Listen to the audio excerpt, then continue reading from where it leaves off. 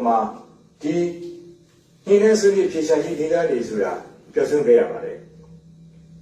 제대로 아시마네 파리도 데모크라시스네 포상무 사회해 말해. 데모크라시네 페더럴리즘고အခြေခံ의 비라도 비서예고 저는 암막한 말해. 어디가가로 따마 타의 까라တွင် 이거 벌써야 빈센야의 동안 아로 아시비 총무 비지유에ဖြစ်ပါတယ်. 저는 우리네 우브리네니 셀을 lö성내고 사회해봐요. 조사해봐요. NLD 파티의 성역위에 대관파티고 타반도 성역위 안에 우브리네니 도하고 제시보 물러서매 아자베 니라보다 유체계가ဖြစ်ပါတယ်. 매매세ဖြစ်လာအောင် 내가 공감물이 필요하고 교섭해봐요. 교섭해봐요. 두루고 하간에 아니면 두루 알롱고 안에도 마yan도 더보라네 상하게 시봐요. 가리고ပြန်내 기념무 야시အောင် ကျွန်တော်တို့ အားလုံး ညီညီညွတ်ညွတ် 수방 사회 자야 봐매. အစိုးရရဲ့ အုပ်ချုပ်မှု ရန်ရာက စပြီး ပြည်သူလူထုရဲ့ နေ့စဉ် နေမှု ဘဝ လူမှုစီးပွားရေး ဘဝကို 소셜 모임, 피상 공간의 도시하무, CDM 사라리네, 경인 뺏이요, 산에 로상리다리, 알로도 배도예고 우리 사와리다리고, 저러도 수방 애안에 한다 가고야 하네. 내가 이 유무인의 시관lep에 비비마, 어디면 피အောင်, 뺏이 교회အောင်, 로상리다리 피바래. 아서가 교자의 따므로 교과의 우리의 롱성 내유다마가 저러로 아로 담보 타야래. 여마다인다 아로의 예지무 아세라네 따망장을 보바 아치니가 사비 열제 시시 폐시니라 피바래. 가고 투들이 시시 아틴 시시 민주나고 로바래. 저러로 내가 보다바다 네가 고거를 내가 피바래. 이거를 나한테 그마 보다바다 원예배 제가 흉에 보야 나네 준비해야 말이야. 저러로 다운 유비제가 사비 제가 우리 배상제 나네니 따윈 제공 못했어야 저는 레타 저 비가 말이야. 기냐마 양으로 뒤다 가게이 이니 이자예게 분표들의 예고 놀라자래 다시 비지 냉한지 비두루고 치게 비두루의 인아리다 아리가 피바래. 정말 시간 비와도 데모크라시 슬레고 제동대နိုင်ငံတော် TV 프로그램의နိုင်ငံတော် မြန်မာရဲ့ အနာဂတ်ကို မြန်မာတိုင်းသားပြည်သူလူထုရဲ့ ဆန္ဒနဲ့ အညီ တည်ဆောက်နိုင်တဲ့ နိုင်ငံတော်ကို ရိုးသားတဲ့ နိုင်ငံရေးနဲ့ ကျွန်တော်တို့ တည်ဆောက်ကြရပါမယ်. တိုင်းသားပြည်သူလူထုအားလုံးက ဝိုင်းဝန်းပူးပေါင်း ကူညီဆောင်ရွက်ပေးကြဖို့ ကျွန်တော် အလေးနဲ့ မေတ္တာရပ်ခံအပ်ပါတယ်. တိုင်းသားလက်နက်ကိုင်ပြည်သူ့ဘက်ကတည်ရှိနိုင်မှုကျွန်တော်တို့ပြည်စုံဆွေးနွေးမှုရတနင်္ဂနွေနေ့ကတိုက်ခိုက်မှုရစရေးတဘောလူစာချုပ် NCA Nationwide Ceasefire Agreement ချုပ်ဆိုခဲ့ကြပြီးဖြစ်ပါတယ်. တိုင်းသားလက်နက်ကိုင်အဖွဲ့အစည်းတွေရဲ့တောင်းဆိုမှုအပေါ်မှာအဓိကအခြေခံဆွေးနွေးပြီးစာချုပ်ချုပ်ဆိုခဲ့တာပါ. ကမ္ဘာလုံးနဲ့ဒီစာချုပ်လက်မှတ်ရေးထိုးထားတဲ့အတိုင်းခိုင်မာစွာရပ်တည်ပါတယ်. ဒီမိုကရေစီနဲ့ဖက်ဒရယ်စစ်ကိုအခြေခံတဲ့ပြည်ထောင်စုကိုရင်းနှီးစွာတည်ဆောက်သွားကြဖို့ကျွန်တော်ပြောလိုပါတယ်. အကြမ်းဖက်အဖွဲ့ကိုကြီးညာထားတဲ့အဖွဲ့အစည်းများမှအပမိသည့်တိုင်းတဲ့လက်နက်ကိုင်အဖွဲ့အစည်းမဆိုပြည်စုံဆွေးနွေးဖို့ကျွန်တော်ဖိတ်ခေါ်ပါတယ်. ဒီနေရာမှာအာဆီယံနဲ့ဆက်ဆံဆောင်ရွက်တဲ့အခြေအနေကိုပြောလိုပါတယ်. ဧပြီလ 24 ရက်နေ့ပြုလုပ်ခဲ့တဲ့အာဆီယံထိပ်သီးအစည်းအဝေးမှာကျွန်တော်တက်ရောက်ခဲ့ပြီးသဘောတူညီချက် 900 ချမှတ်ခဲ့ပါတယ်. ဒီဟဲ့လှုပ်ဆောင်တဲ့လက်ဆောင်တွေဒါကိုလည်းဆောင်ရွက်ခဲ့ပါတယ်. အာဆီယံရဲ့အထူးကိုယ်စားလှယ်အဖြစ်ထားရှိဖို့မူလအဆိုပြုထားတဲ့ 3 ဦးအနက်ထိုင်းနိုင်ငံဒုတိယနိုင်ငံရေးဝန်ကြီးဟောင်းမစ္စတာဗီရဆက်ဖူထရာကူကိုသဘောတူထားပြီးဖြစ်ပါတယ်. သို့တော်ကြောင့်မျိုးနဲ့အဆိုပြုမှုအသစ်တွေထပ်လာခဲ့လို့ရှေ့ပြုနိုင်မှုဖြစ်နေတာပါ. ကျွန်တော်အနေနဲ့အာဆီယံအထူးကိုယ်စားလှယ်မြန်မာနိုင်ငံကိုလာရောက်ပြီးတွန်းဆွဆွေးနွေးရေးအပါအဝင်အာဆီယံနဲ့ပူးပေါင်းဆောင်ရွက်ရေးကို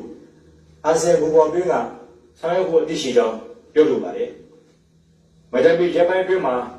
ပြုလုပ်ပြီးစီးခဲ့တဲ့ရွေးကောက်ပွဲတွေ့ရှိချက်တွေနဲ့ပတ်သက်ပြီးနိုင်ငံတကာကိုယ်စားလှယ်တွေကိုမျက်မြင်ရှင်းပြဖို့စီစဉ်ဆောင်ရွက်ရှိပါတယ်။တိုင်းဒေသပြည်သူများခင်ဗျာလက်ရှိချိန်မှာကျွန်တော်တို့နိုင်ငံမှာအခြားကမ္ဘာနိုင်ငံအများစုပြည်သူကိုဗစ်-19 ကာရောဂါတတိယလှိုင်းကိုခံစားနေရပါတယ်။ကာကွယ်ထိန်းချုပ်ကုသရေးလုပ်ငန်းစဉ်တွေကိုပြည်သူလူထုနဲ့ပူးပေါင်းပြီးဆွမ်းအားအောင်ကျွန်တော်တို့ဆောင်ရွက်ရှိနေပါတယ်။ယခုဖြစ်နေတဲ့ကိုဗစ်-19 ကာရောဂါကပထမလှိုင်းဒုတိယလှိုင်းနဲ့မတူပါဘူး။ဒီနေ့တိုင်းပိုးသစ်တွေယူတဲ့မြင့်တက်လာသလိုပိုးသစ်ရှိသူလူကြီးရာခိုင်နှုန်းနဲ့တိစုံတဲ့လူကြီးလည်းရင်ရတဲ့မြင့်တက်လာပါတယ်။ဒီလိုအချက်အလက်တွေကိုထောက်ပြပြီးသတင်းမီဒီယာတွေနဲ့လူမှုကွန်ရက်စာမျက်နှာတွေမှာဒီနေ့ကျုံတွေ့နေရတဲ့တတိယထိုင်းနဲ့ရေကင်းဒုတိယထိုင်းအခြေအနေတွေကိုလွဲမစာချိန်ထိုးနှိုင်းယှဉ်ပြီးပြောဆိုရေးသားနေတာကိုလည်းတွေ့ရပါတယ်။အမှန်တကယ်ဖြစ်ပေါ်နေတဲ့ယောဂကုသမှုအခြေအနေအရရက်ကိုကုသယောဂဗေဒရှုထောင့်မှာအရှိတရားနဲ့အနည်းဆုံးဖြစ်အောင်သုံးသပ်ဖို့လိုပါတယ်။ဒီယောဂဘုဟာအစောပိုင်းမှာအရှိတောင်အာရှနိုင်ငံတွေနဲ့အာရှနိုင်ငံတွေမှာကုသယောဂရှုထောင့်အရပြင်းထန်တဲ့တရားမှုမရှိခဲ့ပဲပြည်သစ်စပိန်အီတလီကဲ့သို့ဥရောပနိုင်ငံတွေနဲ့အမေရိကန်ဘရာဇီးကဲ့သို့အမေရိကတိုက်တောင်ပိုင်းနဲ့မြောက်ပိုင်းနိုင်ငံတွေမှာကိုဗစ်ကြောင့်အထူးလည်းခံခဲ့ရပါတယ်။ဒါပေမဲ့ပထဝီအနေထားအရအလွန်ဝေးကွာတဲ့မြန်မာနိုင်ငံအနေနဲ့ကတော့ကိုဗစ်ပထမလှိုင်းရဲ့အဖျားပင်မရိုက်ခတ်ခဲ့ဘူးလို့ဆိုနိုင်ပါတယ်။ဒုတိယလှိုင်းမှာဖွံ့ဖြိုးဆဲနိုင်ငံတစ်နိုင်ငံအနေနဲ့အတိုင်းအတာတစ်ခုထိရောက်ခံခဲ့ရပါတယ်။သို့သောဒုတိယလှိုင်းမှာဖြစ်ပွားခဲ့တဲ့မျိုးကွဲတွေကယခုဖြစ်ပွားနေတဲ့မျိုးကွဲတွေတော့ကုသမှုလိုမှမြန်ဆန်တာတွေ့ရမှာဖြစ်ပါတယ်။အခုတတိယလှိုင်းမှာကတော့မိမိတို့အိမ်နီးချင်းနိုင်ငံတွေမှာအကြီးကျယ်ကုသမှုလုံးမြင့်မားခဲ့ပြီးဒေသတွင်းနိုင်ငံတွေမှာဆိုရင်ကိုဗစ်-19 တတိယလှိုင်းဒဏ်ပြင်းပြင်းထန်ထန်ခံစားနေရဆဲဖြစ်တာကိုတွေ့ရမှာဖြစ်ပါတယ်။အဓိကအချက်တစ်ခုအနေနဲ့ကတော့ကုသမြန်ဗီဇပြောင်းမျိုးကွဲတွေပေါ်ထွက်လာခြင်းပဲဖြစ်ပါတယ်။ယခုတွေ့ရှိမှုအများဆုံးဖြစ်နေတဲ့ဒယ်တာမျိုးကွဲဟာဆိုရင်ကုသမှုအားအနေနဲ့ရခိုင်မျိုးကွဲတွေတဲ့60%ကပုံမှုပြန်ဆန်လာတယ်လို့သိရှိရပါတယ်။ဇာတိတွေ့ရှိခဲ့ရတဲ့ကိုယောဂပိုးဟာပွားများနိုင်မှု reproduction number R0 ကဏ္ဍအပြင် 2.4 မှ 2.6 အတွင်းသာရှိပေမဲ့ alpha နဲ့ delta မျိုးကွဲသစ်တွေရဲ့ R0 ကဏ္ဍဟာ4 မှ 5 နဲ့ 5 မှ 8 ထိအသီးသီးရှိတယ်လို့သိရပါတယ်။ဆိုလိုတာကတော့တကယ်လို့ R0 ကဏ္ဍဟာနှိမ့်ဖြစ်တယ်ဆိုရင်ယောဂပိုးရဲ့ကုသပြန်ပေါက်မှုနှုန်းဟာလူ2 မှ 2 ဦး 2 ဦးမှ 4 ဦး 4 ဦးမှ 8 ဦး 8 ဦးမှ 16 ဦးစသဖြင့်R0 ကဏ္ဍအတိုင်းစာလူကုသသွားတာပဲဖြစ်ပါတယ်။အခုတက်တဲ့မှာမြန်မာနိုင်ငံမှာတွေ့ရှိရတဲ့မျိုးကွဲတွေကတော့အဓိကအပြင်စေုံွယ်မျိုးကွဲအုပ်စုတွေလို့ကမ္ဘာ့ကျန်းမာရေးအဖွဲ့ကြီးကသတ်မှတ်ထားတဲ့ alpha beta နဲ့ delta မျိုးကွဲတွေဖြစ်နေတာကိုတွေ့ရပါတယ်။အခုတက်တဲ့မှာဖြစ်ပွားခဲ့တဲ့မျိုးကွဲသစ်တွေရဲ့ပွားများနိုင်မှုအာဏာကိုကြီးအပြင်ဒုတိယလှိုင်းမှာဖြစ်ပွားခဲ့တဲ့မျိုးကွဲတွေထက်ဘလောက်ပုံမှုကွဆက်မှုတို့မြန်မယ်ဆိုတာကိုခန့်မှန်းကြည့်နိုင်ပါတယ်။အနည်းဆုံးအာဏာကဏ္ဍသေးရှိတဲ့အတွက်ယောဂပိုးရဲ့ကုဆက်ပြန်ပေါက်မှုနှုန်းဟာလူ2 ဦးမှ 4 ဦး 4 ဦးမှ 16 ဦး 16 ဦးမှ 64 ဦးစသဖြင့်ကုဆက်သွားနိုင်တာဖြစ်ပါတယ်။အာဏာကဏ္ဍ8ဆိုလို့ရှိရင်တော့2 ဦးမှ 8 ဦး 8 ဦးမှ 64 ဦး 64 ဦးမှ 512 ဦးထိကုဆက်သွားနိုင်မှာဖြစ်ပါတယ်။အခုလိုအိန္ဒိယချင်းနဲ့ဒေသတွင်းနိုင်ငံတွေမှာကျေပြတ်တာဖြစ်ပွားနေခြင်းနဲ့ဖြစ်ပွားနေတဲ့မျိုးကွဲတွေရဲ့ကုသမှုတို့အလုံးမြန်ဆန်နေခြင်းတို့ကပထမလှိုင်းဒုတိယလှိုင်းတွေနဲ့မတူညီပဲကျွန်တော်တို့မြန်မာနိုင်ငံအတွက်ကြီးမားတဲ့အချိန်ခါမှုဖြစ်ပေါ်စေပါတယ်။အခုလိုကုသမှုတို့မြန်မာနေတဲ့အချိန်မှာပြည်သူတွေရဲ့ကျန်းမာရေးဆောင်ရှောက်မှုကိုအထူးအဆုံးပြည်နယ်နဲ့ပြည်သူ့ဆွေးနွေးနေမှာလူသားရေးမြင့်နဲ့ပြဿနာတွေနဲ့လည်းရင်ဆိုင်နေရပါတယ်။ဒီလိုဖြစ်အောင်လည်းမဲသမမှုကြောင့်ပြဿနာတွေနဲ့ရင်ဆိုင်ခဲ့ရတဲ့ LND ဆွေးနွေးတွေနဲ့ ဒီပါတီကိုထောက်ပံ့သူတွေအဆုံးရောက်တွေကကျမ်းမာရေးဝန်ထမ်းတွေကိုလှုပ်ဆောင်ခဲ့တာဖြစ်ပါတယ်လူ့အဖွဲ့အစည်းပင်ဒီလိုကူးစက်မှုမြင့်တက်နေချိန်မှာယောဂကိုစစ်စစ်အတည်ပြုရေးနဲ့ကုသရေးတွေမှာလူသားနဲ့ကျန်းမာရေးဝန်ထမ်းအင်အားအဆမတန်မညီမျှဘူးကမြန်မာနိုင်ငံအတွက်ကိုဗစ်တက်တဲ့အခန်းကြီးရဲ့ကြီးမားတဲ့စိန်ခေါ်မှုပဲဖြစ်ပါတယ်ဒီလိုစိန်ခေါ်မှုတွေခြားကကိုဗစ်ရောဂါကာကွယ်ထိန်းချုပ်ကုသရေးမှာခြေထားကြပါဝင်ဆောင်ရွက်နေကြတဲ့တာဝန်ကြီးကျန်းမာရေးဝန်ထမ်းများစေတနာဝန်ထမ်း volunteer များလူမှုပေါ်စည်းများနဲ့အထူးရှင်များကိုအထူးပင်ကျေးဇူးတင်အသိအမှတ်ပြုပါကြောင်းကျွန်တော်ပြောကြားလိုပါတယ်တစ်ဆက်တည်းမှာပဲမတမာသူများရဲ့လှုပ်ဆောင်မှုကြောင့်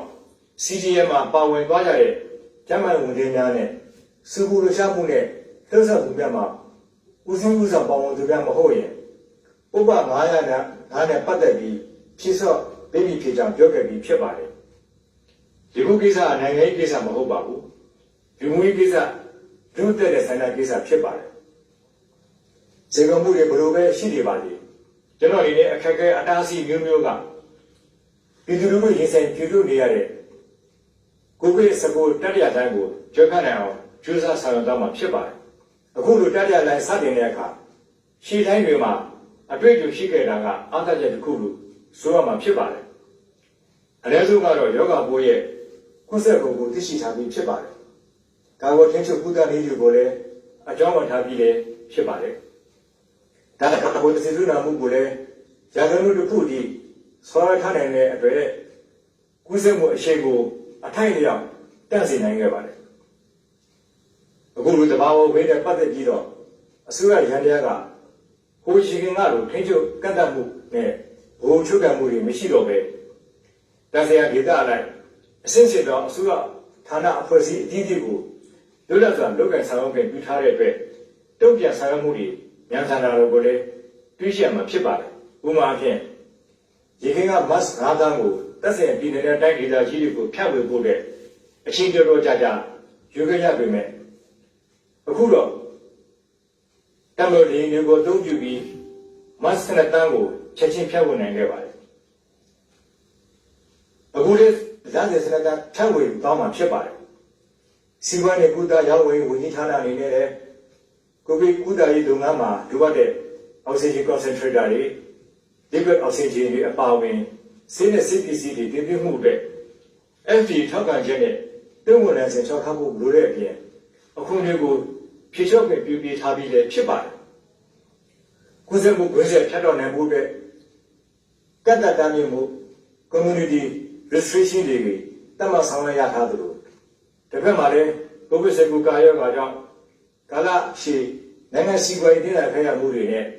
ပြည်သူတွေရဲ့လူမှုစီးပွားဘဝပြန်လည်ဥမွန်လာအောင်ချိန်ဆလှုပ်ဆောင်နေရတာလည်းရှိနေပါတယ်စောစောစစ်စောစောတွေ့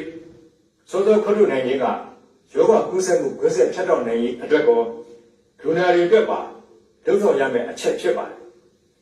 ပိုးတဲ့လူနာတွေကိုသူတို့ရဲ့ယောဂလက္ခဏာအရတက်တော်မဲ့ကိုဗစ်-19 ကုသမှုစင်တာတွေကိုကြိုးပမ်းကုသမှုပေးနိုင်ဖို့အခြေအနေဒီလေးကြီးပြင်ဆင်ဆောင်ရွက်ထားရှိပါတယ်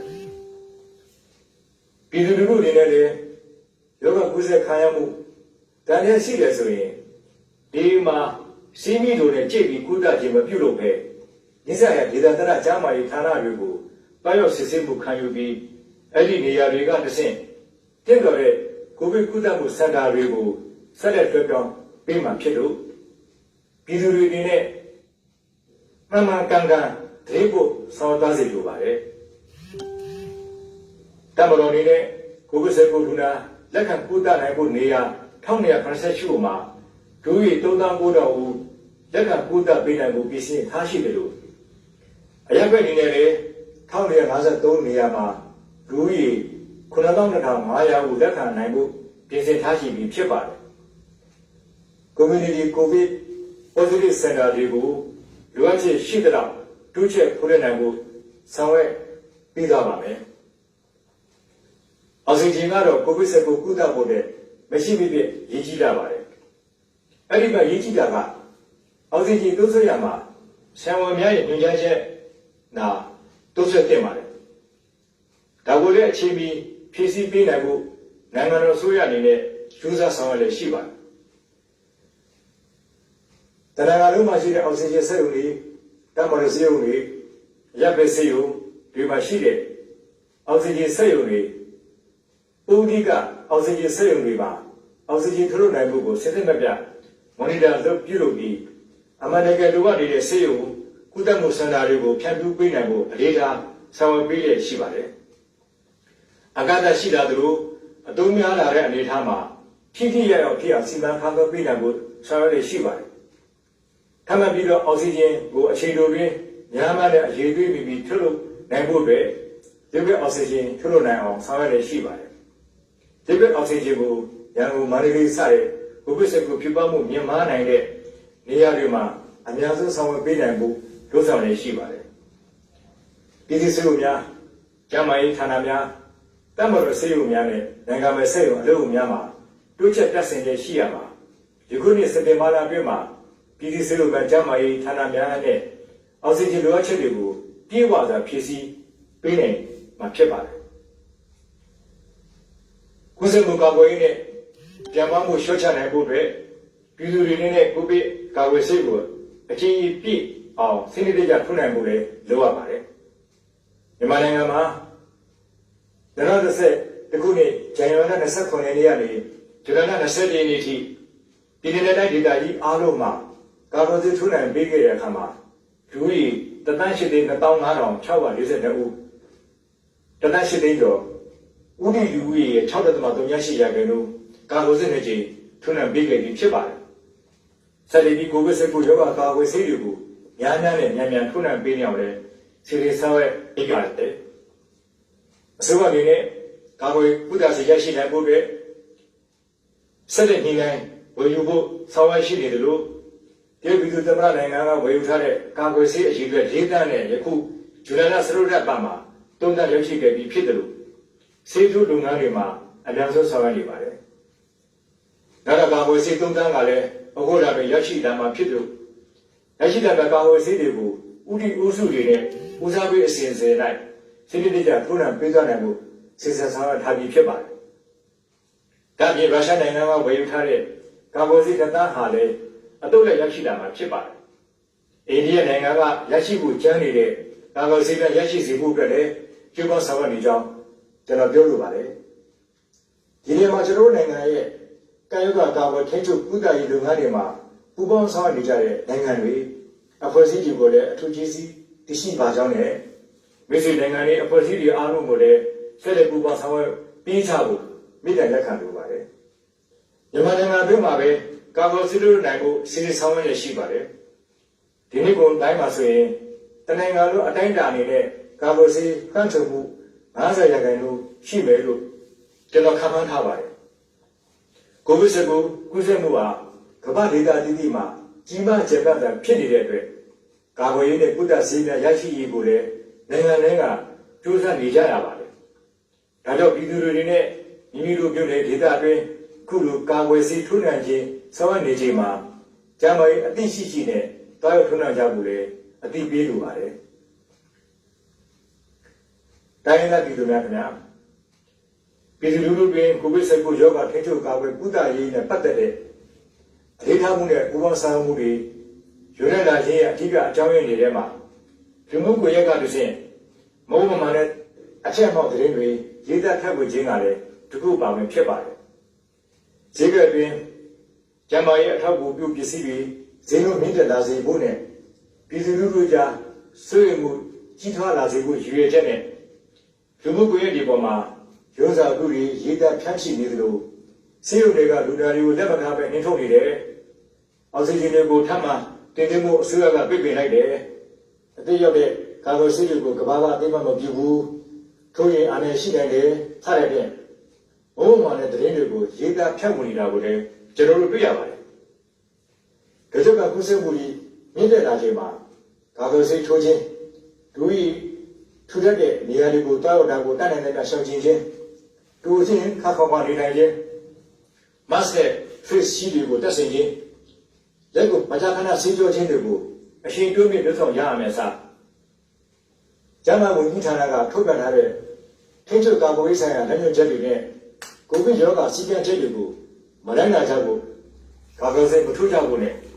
ဒီလူချမ်းမှာအမျိုးမျိုးသောစူးဝေးမှုတွေဖြစ်ပေါ်လာအောင်စင်ရင်တုံခင်းမဲ့စွာအကြံပက်ဆက်စွာစီရင်လို့ဆောင်မှုတွေကပြည်သူလူထုရဲ့အသက်အိုးအိမ်စီးစိမ်ကိုဓာတ်ရိုက်ချင်းချောက်တာဖြစ်တယ်လို့ကိုဗစ်-19ရောဂါကိုလက်နက်တပ်ဖွဲ့အသုံးပြုလာတဲ့ဇီဝအကြမ်းဖက်တဲ့ bioterrorism သဘောတရားမျိုးဖြစ်ပါတယ်ဒီနေ့နဲ့မိမိတို့ရဲ့နိုင်ငံရေးလူ့ဘကိုဖြည့်ဆည်းခြင်းဟာဘာသာရေးရဆိုရင်လည်းအင်မတန်အချင်းကျန်တဲ့တွေ့ရပဲဖြစ်ပါတယ်ဂျာမနီပြည်ထနာတွေကတည်းကနိုင်ငံတွေပဋိညာဉ်မှုတွေဖြစ်ပေါ်လာအောင်လမ်းကြောင်းပေးလှုပ်ဆောင်နေတာဖြစ်တဲ့အတွက်ဒီမှုကိုရဲ့ဘောကအဖြစ်ပေါက်လို့ရတွေကိုထိန်းချုပ်ဖို့ဆိုတာကလည်းကြီးမားတဲ့စေဘမှုတစ်ခုပဲဖြစ်ပါတယ်ဖေဖော်ဝါရီလနောက်ပိုင်းနိုင်ငံနဲ့ဖြစ်ပွားခဲ့တဲ့စူပူဆန္ဒပြမှုများဟာတာမန်ဆန္ဒပြမှုကတည်းကမင်းမင်းစေဆံကအချက်ပဲဆန္ဒပြမှုကနေလက်နက်ကန်တိုက်ခတ်လာတဲ့အထိဖြစ်လာခဲ့ပါတယ်အပြည့်မဲ့ပြည်သူတွေကိုအလေးချောင်းမြောင်တပ်ဖြတ်မှုတွေပြုလုပ်ခဲ့ပါတယ်ဘာလို့ပြည်သူကိုတတ်တာပါလဲဘာကြောင့်အေဂျင့်သွားနေတဲ့ပြည်သူတွေကိုတိုက်ခိုက်တာပါလဲဒါကိုလက်ခံလို့မရပါဘူးအကြမ်းဖက်စစ်ဘူးဆန္ဒပြမှုတွေကိုသူ့ဥပဒေနဲ့အညီတုံ့ပြန်ရေးယူမှာကနိုင်ငံတကာရှင်းစင်တိုင်းပါပဲဒီလိုတဲ့လက်နဲ့မိုင်းများအသုံးပြုတိုက်ခတ်တာကိုလည်းပြုလို့ရများအောင်တုံ့ပြန်ရေးယူဆောင်ရွက်သွားမှာပဲဖြစ်ပါတယ်ဒီခုကအနေငယ်တော့အကြမ်းဖက်တိုက်ခိုက်မှုများမှာပါနိုင်ငံတော်ဘာလို့တည်ငြိမ်မှုရှိနေပြီဖြစ်ပါတယ် EU တို့တဲ့တမဟာရဲ့နေရာများမှာပါကျန်နေရာများလုံးဝတည်ငြိမ်အေးချမ်းရေးအတွက်ဆက်လက်ဆောင်တော့မှာဖြစ်ပါတယ်ဖေဖော်ဝါရီလနောက်ပိုင်းမြန်မာနိုင်ငံအနှံ့မှာဖြစ်ပေါ်လျက်ရှိတဲ့အမျိုးမျိုးသောစီးပွားမှုတွေကမြန်နှုန်းမြင့်ဇီဝကွဲဥစတဲ့မှုကိုပံ့ပိုးပေးနေတယ်လို့ဖြစ်နေပါတယ်အဲဒီလူအများစုဝေးမှုကိုဖြစ်ပေါ်စေဖို့အတွက်လည်းလူမှုကိုရက်ကတစ်ဆင့်ညီမှုစုံနဲ့လှုပ်ဆောင်မှုတွေဆောင်းနေတာကိုလည်းတွေ့ရပါတယ်ကမ္ဘာကြီးကကာယောဂမျိုးမျိုးကိုရှင်းရှင်းလင်းလင်းကပဲအောင်မြင်စွာဖျက်ချော်နိုင်ခဲ့ပြီးဖြစ်ပါတယ်ပရိယောဂကြောက်ကြီးယောဂစတဲ့ရေခင်ဖြစ်ပါပြီးခဲ့တဲ့ကမ္ဘာတော်ယောဂမျိုးမျိုးဟာယနေ့ခေတ်စီးပညာတိုးတက်မှုအခြေအနေတွေမှာထိန်းချုပ်ရလည်းကူပေမဲ့ကိုဗစ်-19ယောဂါကအသက်ရှူလမ်းကြောင်းဆိုင်ရာယောဂဖြစ်တဲ့အတွက်အသက်ရှူတိုင်းကူးစက်နိုင်ခြင်းပြီးရှိနေမှာဖြစ်ပါတယ်လူများပူပေါင်းဆိုင်မှုမရှိဘူးဆိုရင်ကာဝထိန်းချုပ်နိုင်မှုဆိုတာခက်ခဲမဲ့ယောဂမှုဖြစ်တဲ့အတွက်ဖွံ့ဖြိုးပြီးတဲ့ဖွံ့ဖြိုးဆက်နိုင်ကမ္ဘာနိုင်ငံကြီးတွေတော်မှာကိုဗစ်-19ယောဂါကိုအတားကြီးကထိန်းချုပ်ကာကွယ်ကိုးစားနိုင်မှုမရှိသေးတာကိုတွေ့ရမှာဖြစ်ပါတယ်ဂျာမနီစနစ်အားကောင်းတဲ့အမေရိကန်နိုင်ငံကဆေးရုံတွေမှာတော့ဂရင်းနေရမလိုတော့တာတွေအသက်ရှူစက်နဲ့ဒေသဆက်ပြတ်တောက်တာတွေဖြစ်ခဲ့လို့နောက်ဆုံးမိမိအိမ်မှာပဲကိုနီးကိုဟန်နဲ့ကုသကြရတဲ့အခြေအနေကြီးရောက်ခဲ့ကြပါတယ်အောက်ဆီဂျင်ပြတ်တာဆိုတာကလည်းအောက်ဖိဖြစ်တဲ့နိုင်ငံနဲ့မရဲမချောင်းတာ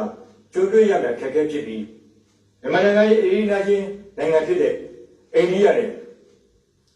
အင်ဒိုနီးရှားတို့မှာလည်းအလို့လေးရေးဆိုင်ရေးကြတာကိုတွေ့ရှိရပါမယ်။ဒီနေ့နိုင်ငံတော်စီမံအုပ်ချုပ်ရေးကောင်စီဆိုရဟာကိုဗစ်ရောဂါထိန်းချုပ်ကုသရေးနဲ့ပတ်သက်ပြီးတာဆန်းတဲ့ဆောင်ရွက်ဖို့ရှေ့လုံငါစဉ်900မှာထပ်တင်ဖော်ပြထားပြီးဖြစ်ပါတယ်။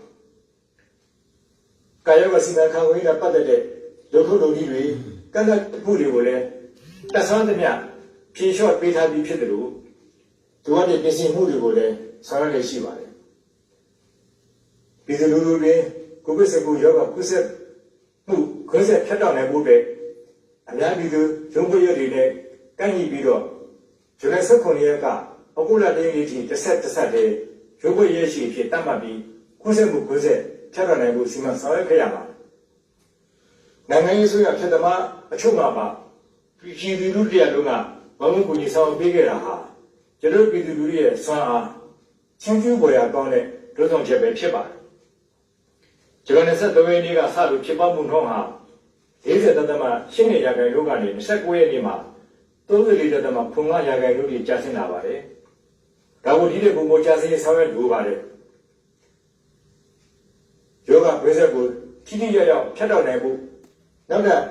တစ်ပတ်ထပ်မှန်ပြီးရုပ်ပိတ်ရရှိကြီးညာတော့ပါမယ်။ဒီလိုဆောင်ရွက်ရမှာလေစီးပွားရေးလုပ်ငန်းတွေကုန်ထုတ်လုပ်ငန်းတွေမထိခိုက်စေဖို့ဆောင်ရွက်တော့ပါမယ်။ကျွန်တော်တို့ပြည်သူလူထုရဲ့အတူရှိနေတယ်။ ပြည်သူလူထုကိုဆောင်းအပ်ပြီးကာကွယ်ပေးမယ်အားလုံးလက်တွဲညီညီစုပေါင်းလှုပ်ဆောင်ပေးခြင်းဖြင့်ဒီရောဂါကိုမြန်မာတွေအောင်မြင်ရမယ်လို့ရည်သက်စွာပြောထားလိုပါတယ်တိုင်းဒေသပြည်သူများခင်ဗျာနိုင်ငံတော်စီမံအုပ်ချုပ်ရေးကောင်စီအနေနဲ့နိုင်ငံတော်တာဝန်တွေကိုထမ်းဆောင်ရမှာရှစ်လုပ်ငန်းစဉ်9ရပ်ဥတီချက်9ရပ်ချမှတ်ပြီးဆောင်ရွက်ရရှိပါတယ်ကမ္ဘာမှာလူဦးရေတန်း9000ခန့်ရှိပြီးစားရည်ရိတ်ခါလိုအပ်ချက်ဟာမြင့်မားနေစေဖြစ်ပါတယ်အခုလိုကမ္ဘာ့ကောရောဂါကာလမှာလည်းအခြားဝန်ဆောင်မှုလုပ်ငန်းတွေကိုလျှော့ချနိုင်ပေမဲ့စားတော်ရေးကိစ္စတွေကတော့ရှိနေလိုအပ်နေစေဖြစ်ပါတယ်ဒါကိုကျွန်တော်တို့အနေနဲ့အသုံးချနိုင်ရမှာဖြစ်ပါတယ်ကျွန်တော်တို့ဟာစိုက်ပျိုးရေးငွေမြူအခြေခံတဲ့စီးပွားရေးလုပ်ငန်းတွေကိုလုပ်ကိုင်နေရတဲ့ပြည်내ပြည်သူလူထု90%ကျော်ရှိတဲ့နိုင်ငံပဲဖြစ်ပါတယ်ဒါကြောင့်စိုက်ပျိုးရေးလုပ်ငန်းမှာအထူးတိုးစေဖို့အခြေခံလိုအပ်ချက်တွေဖြစ်တဲ့မြို့မြေရင်းနှီးဆိုတဲ့မြို့ကမြို့တပ်တွေရရှိစေဖို့တဘာဝမျိုးသားဓာတ်မျိုးသားတွေပေါင်းစပ်ပြီးကောင်းမွန်တဲ့စိုက်ပျိုးမြေများဖော်ထုတ်ပေးတာလို့စိုက်ပျိုးရေးရရှိအောင်ဆောင်ရွက်ပေးတာလို့ကောင်းမွန်တဲ့စိုက်ပျိုးစနစ်တွေရရှိအောင်ဆောင်ရွက်ပေးတာတွေကိုလုပ်ဆောင်ပေးရရှိနေပါတယ်ဝင်းမြေလုပ်ငန်းများအနေနဲ့ကျွန်တော်တို့နိုင်ငံရဲ့ဒေသအများစုမှာဝင်းမြေလို့ရတဲ့ကျက်ဝက်စိတ်နွားငါးစတဲ့ဝင်းမြေလုပ်ငန်းတွေကိုအားပေးဆောင်ရွက်သွားကြပါမယ်ရင်းကြီးတာကစနစ်ကျတာတဲ့ဝင်းမြေစနစ်ဖြစ်ထုတ်ပါပဲညစေရောအသားကဏ္ဍဝင်းမြေကြီးရထူထောင်ခြင်းယောဂမျိုးတဲ့ဝင်းမြေကိစ္စတရိษံများထုတ်လုပ်ခြင်းနိုင်ငံတွင်းထရှိတဲ့ကုန်ကြမ်းများကိုအသုံးပြုပြီးဝင်းမြေအစားလုံလောက်စွာထုတ်လုပ်ခြင်းလုပ်ငန်းများဆောင်ရွက်သွားရပါမယ်။စာပေဝင်းမြေလုပ်ငန်းတွေဆောင်ရွက်နေပေမဲ့လိုအပ်ချက်တွေရှိနေပါသေးတယ်။ဥပမာဆိုရင်ကျွန်တော်တို့နိုင်ငံရဲ့ချင်းမင်းနဲ့အထည်လုပ်ငန်းမှာနှစ်စဉ်ပြည်ပကတည်သိနေရတဲ့ချင်းမင်းနဲ့အထည်ဒေါ်လာ1000ကျော်ဘိုးကန်ရှိနေပါတယ်။ကျွန်တော်တို့နိုင်ငံမှာဝါစိတ်ပြုနိုင်တဲ့မြေရှိရည်တည်မှုတွေရှိပြီးဖြစ်ပါတယ်။ဒုလည်းလုံးနေပါတယ်ဒုလည်းလုပ်ခဲ့ပါတယ်။ဝေးဟာလည်းလူတိုင်းတွေမရှိမဖြစ်လိုအပ်ပါတယ်။ဒါကြောင့်နိုင်ငံတို့မှာဝါဆိုင်ထုတ်လုပ်မှုအားပေးရှင်မြင်းတဲ့အထည်လုပ်ငန်းများအားပေးရပါမယ်။မြေဒီစီမံကိန်းတွေစေရေးတောက်စီမံကိန်းတွေဝါဆိုင်ပြီးတွှချက်သွားရပါမယ်။အလားတူစောင်းဒီတည်နေရတာတွေ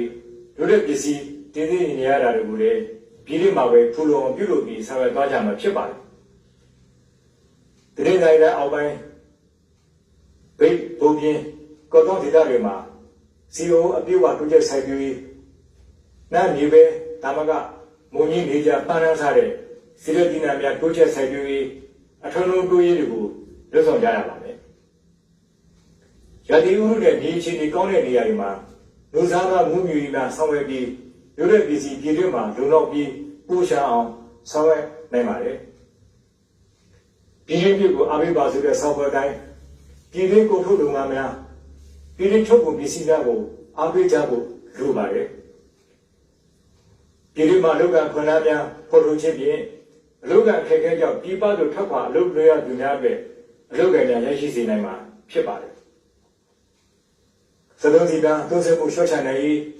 အခြားဆက်ပြင်အရင်းမြစ်မှာအသုံးပြုနိုင်ရေးတို့ကိုလည်းဆက်လက်သွားမှာဖြစ်ပါတယ်။ကျွန်တော်တို့နိုင်ငံဟာစိုက်ပျိုးရေးလုပ်ငန်းမွေးမြူလုပ်ငန်းတွေကိုအဓိကထားလုပ်ကိုင်တဲ့နိုင်ငံဖြစ်ပေမဲ့စိုက်ပျိုးရေးတက္ကသိုလ်တစ်ခုနဲ့မွေးမြူတဲ့စိတ်ကူတာရေးတက္ကသိုလ်တစ်ခုသာရှိပါတယ်။စိုက်ပျိုးမှုလုပ်ငန်းတွေကိုနေ့စဉ်နေ့ကြခိမိအောင်ဆောင်ရွက်နိုင်ဖို့အသိပညာရှင်တက်ပညာရှင်မှလိုအပ်ပါတယ်။ဒါကြောင့်တိုင်းဒေသကြီးနဲ့ပြည်နယ်တွေမှာရှိတဲ့စိုက်ပျိုးမှုပြည်ကျောင်းတွေကိုတိပ္ပံကောလိပ်အဆင့်တိုးမြင့်ဖို့ကျောင်းများဖွင့်နေပြီးအသိပညာရှင်တက်ပညာရှင်များနဲ့ကျွမ်းကျင်သူများပေါ်ထွက်လာရေးဆောင်ရွက်ရရှိပါတယ်။စိုက်ပျိုးမှုပြည်လုပ်ငန်းတွေကိုခေတ်မီစေဖို့စက်မှုအခြေခံစနစ်ကိုပြောင်းလဲနိုင်ဖို့နဲ့အခြားကဏ္ဍတွေမှာလည်းဖွံ့ဖြိုးတိုးတက်လာစေဖို့အတွက်တိပ္ပံနဲ့ဤပညာကဏ္ဍမှာလည်းရရှိတဲ့ပြဆောင်ရွက်နိုင်ရေးတိပ္ပံနဲ့ဤပညာဝန်ကြီးဌာနကိုပြန်လည်ဖွဲ့စည်းဆောင်ရွက်ရရှိပါတယ်။စိုက်ပျိုးအဓိကထားတဲ့အတွက်စိုက်ပျိုးထုတ်ကုန်ဈေးကွက်ကလည်းတည်ထားဖို့လိုပါတယ်။နေစားတဲ့ပုံမှန်ပုံစံမှုတန်းကြောင်းများမှာအကြောင်းမျိုးကြောင့်ရောင်းမရတာများဖြစ်ပြီးပစ္စည်းဆုံးရှုံးမှုများနဲ့နှိမ့်စစ်ပြီးပါကြုံရပါတယ်။ဒါကြောင့်ခင်မီတူလာမှုစနစ် တန်ဖိုးမြင့်ထုတ်လို့စနစ်များကြိုးစားလုပ်ဆောင်ကြရပါမယ်ဥပမာကျက်သွန်နေစည်းကမှာကျက်သွန်ဒီရိုးရိုးပုဂ္ဂိုလ်အပြင်ကျက်သွန်မှုကျက်သွန်ကျော်ကျက်သွန်နေများပြုလုပ်တာမျိုးဆောင်ရွက်ရပါမယ်ကာတူရီစိုက်ပြီးထုတ်ကုန်ဝင်းကြီးထုတ်ကုန်များအတွက်အရှုံးမပေါ်ရလေအောင်ကြိုးစားဆောင်ရွက်ကြရပါမယ်ကျွန်တော်တို့ agro based industry စိုက်ပျိုးရေးအခြေခံစက်မှုလုပ်ငန်းကိုတွားရပါမယ်2014ခုနှစ်တကောင်စင်းနဲ့2019ဂျပန်တကောင်စင်းများအရအသက်9နှစ်နဲ့အထက်ရှစ်သက်မှတိရာခိုင်နှုန်းဟာကျောင်းမနေဘူးတော့ကိုတွေ့ရပါတယ်ဒါပြင်အသက်25နှစ်အထက်အရွယ်ရောက်ပြီးသူတွေမှာအရွယ်ရောက်အဆင့်နဲ့တကောင်စင်းအောင်ပညာသင်ကြားရသူပေါင်း18သက်မှတန်းရှိပါတယ်နိုင်ငံလူကြီးရဲ့သုံးဖို့တဘောလောက်ဖြစ်နေပါလေဒါဟာကျွန်တော်တို့နိုင်ငံရေးပညာရေးမြင့်တင်ရေးပြည်သူလူထုရဲ့ပညာရေးမြင့်တင်ရေးကိုကျွန်တော်တို့ကျူးကျူးဆဆလုပ်ကြရမှာဖြစ်ကြောင်းပြနေပါတယ်ဒါကြောင့်ပညာရေးနဲ့ပတ်သက်ပြီးအမျိုးသားရေးတာဝန်တရားတော်ပဲဆောင်ရွက်ရရှိပါတယ်ဒီမိုကရေစီကိုခံပါစေဖို့တိုင်းပြည်လူတက်စေဖို့ဆိုရင်ပညာတတ်များစွာလိုအပ်ပါတယ်ဒီဘက်ပညာရှင်ဉာဏ်ပညာရှင်ဥပဒေပညာရှင်စီးပွားရေးပညာရှင်များဆေးပညာရှင်ပါဝတ္ထုပေးရပါမယ်။ဒါကြောင့်စီးမိပညာရေးကိုလက်တွေ့ကျကျအားပေးကြဖို့တိုက်တွန်းလိုပါတယ်။ပညာရေးကိုအားပေးဖို့လိုပါတယ်။အခက်အခဲတွေကြားကပညာရေးခါးစစ်မပြတ်စေဘူးတဲ့ကျွန်တော်ကြိုးစားပြီးကျောင်းတွေပြန်ဖို့ခဲ့ရပါတယ်။အခုကိုဗစ်-19ရောဂါကြောင့်ခိတ္တပြန်ပိတ်ထားရပါတယ်။ကျောင်းမှာခုနှစ်ချိန်ကပညာရေးနဲ့ပတ်သက်ပြီးအလေးထားဆောင်ရွက်တဲ့ဆရာဆရာမများပညာရေးဝန်ထမ်းများမိဘပြည်သူများကျောင်းသားကျောင်းသူများအားလုံးကိုလည်းအထူးကျေးဇူးတင်ကြောင်းပြောလိုပါတယ်။ပညာသင်ကြားနေသူလူငယ်လူရွယ်များအားလုံးကျောင်းပညာကိုသာအာရုံစိုက်အလေးထားသင်ကြားလေ့လာကြဖို့လည်းတိုက်တွန်းလိုပါတယ်။ကျွန်တော်တို့နိုင်ငံရဲ့အခြေခံနဲ့ပြည်သူအများစုလုပ်ကိုင်နေတဲ့စီးပွားလုပ်ငန်းများဖြစ်တဲ့စိုက်ပျိုးမှုလုပ်ငန်းတွေကိုဆောင်ရွက်ရမှာလက်တွေ့ကျကျအစုအဖွဲ့နဲ့အထောက်အကူပြုနိုင်စေဖို့အတွက်တမဝါယမနဲ့ကြီးလက်ကုန်ပေးဝန်ကြီးဌာနကိုအသိဖွဲ့စည်းခဲ့ပါတယ်။ဒီဝန်ကြီးဌာနတွေရဲ့ဒီကိစ္စတွေအောင်တမအမစနစ်လို့ဒုက္ခဆောင်ရွက်ပေးမှာမဟုတ်ပဲပြည်သူလူထုတွေနဲ့လုပ်ငန်းတွေများအကျိုးလူများကိုယ်တိုင်ပါဝင်ဆောင်ရွက်မဲ့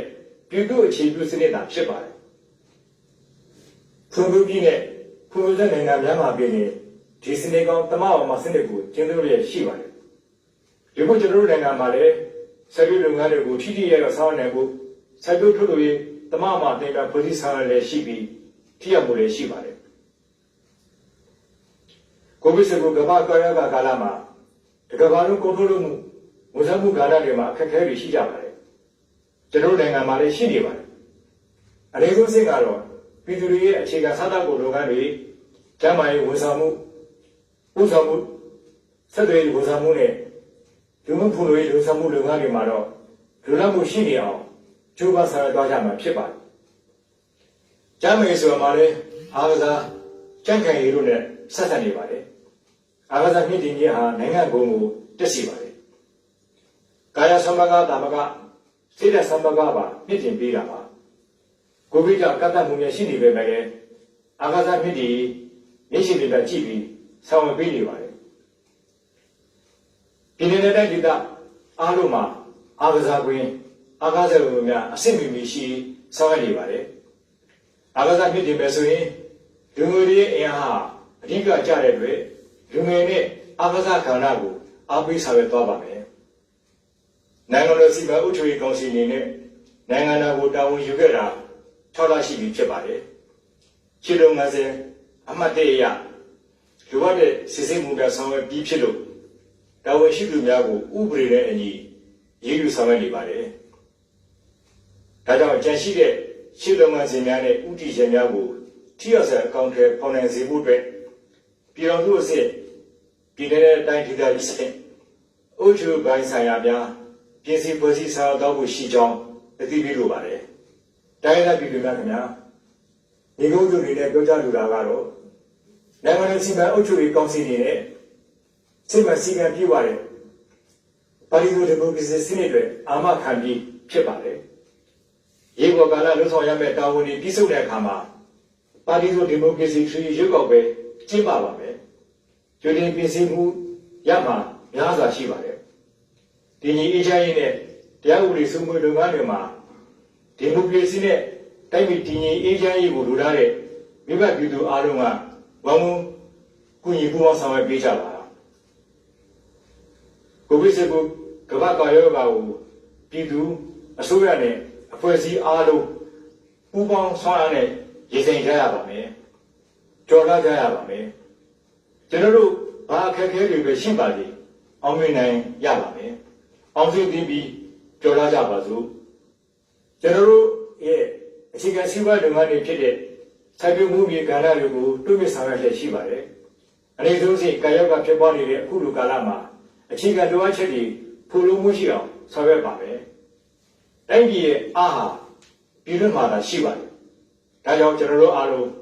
အရေးကြီးပြီးဖြစ်လို့တွေးကြည့်ကြပါစို့။ဝမ်းဝန်းပူးပေါင်းဆောင်ရွက်ပြီးစုပေါင်းညီညာအောင်ကြောင်းဖျားပါမယ်ခင်ဗျာ။တိုင်းတိုင်းပြည်သူအားလုံးကိုယ်စိတ်နဲ့ပြန်ကျမ်းမာရွှင်လန်းကြပါသည်။အားလုံးကိုကျေးဇူးတင်ပါတယ်ခင်ဗျာ။